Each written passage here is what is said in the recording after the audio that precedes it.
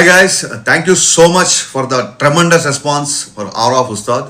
చాలామంది మెత్తని మట్టి ఆ లిరిక్ ఒకటి, బండరాళ్ళని బద్దలు కొట్టే లిరిక్లు ఇవన్నీ వేరే వేరే వాళ్ళ ఎడిట్లు చేసి పంపిస్తుంటే ఎటర్లీ రష్ వస్తుంది. Thanks a lot.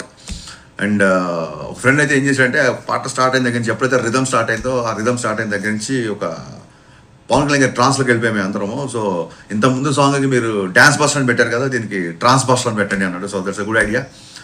సో ఈ పాట పవన్ కళ్యాణ్ గారి వ్యక్తిత్వానికి కొంచెం పర్సనల్ యాటిట్యూడ్కి దగ్గరగా ఉండడంతో కొంతమంది కొన్ని ఇంట్రెస్టింగ్ కన్సర్న్స్ రేస్ చేశారు. ఒకళ్ళు ఇద్దరు చేస్తే నేను వీడియో చేసేవాడిని కాదు, చాలామంది అడిగారు.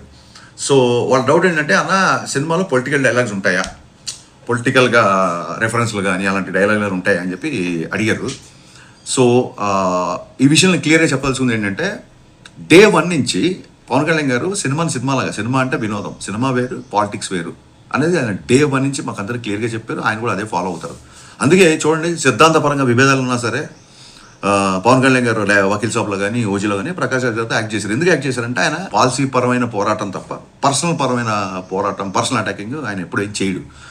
సో ఆయన డే 1 నుంచి క్లియర్గా చెప్పాడు, హరీష్ మన సినిమాలో ఒక డైలాగ్ కానీ, ఒక సన్నివేశం కానీ, లేదా ఒక రెఫరెన్స్ కానీ ఏ ఒక్క వ్యక్తి చిన్న పుచ్చుకల్లా చేసినా, ఏ ఒక్క వ్యక్తిని కొంచెం ఇరిటేట్ చేసినా, ఏ ఒక్క వ్యక్తి తప్పుగా ప్రొవోక్ చేసిన, the whole purpose of cinema అంటే వినోదం, the whole purpose of cinema will not be served, అలాంటివి చేయొద్దు అన్నారు. సో ఇప్పుడు గాజు డైలాగ్ ఉందంటే బ్రేక్ అయినా సరే అది పదునుగా ఉంటుంది, ఇంకా ఫైట్ చేస్తుంది అన్నట్టుగా మన హీరోకి ఎలివేషన్ ఉంటుంది తప్ప ఇంకోళ్ళని తక్కువ చేయడం కానీ, ఇంకోళ్ళ మీద సెటైర్లు కానీ, ఎటకారాలు కానీ లేవు, ఉండవు.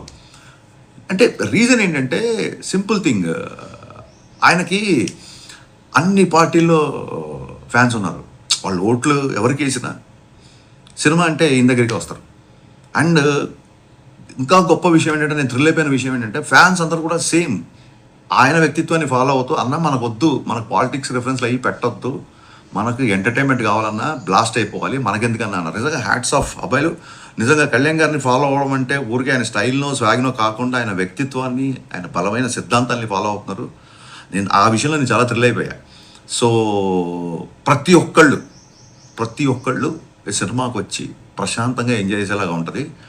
సో ఏ ఒక్క వ్యక్తినో, ఏ ఒక్క పార్టీనో, ఏ ఒక్క వర్గాన్నో చిన్నపుచ్చుకోలా కానీ, కించపరిచేలాగా కానీ, వెటకారపు ధోరణులు కానీ ఎక్కడా సినిమాలో ఉండదు. అందరూ కలిసి ఎంజాయ్ చేయాలని సినిమా యొక్క ముఖ్య ఉద్దేశం. సో గైస్, బట్ ఏమాట కామాట హీరో గారిని ఎలివేట్ చేసే డైలాగులు కానీ, ఆయన పర్ఫార్మెన్స్ కానీ బద్దలైపోతుంది.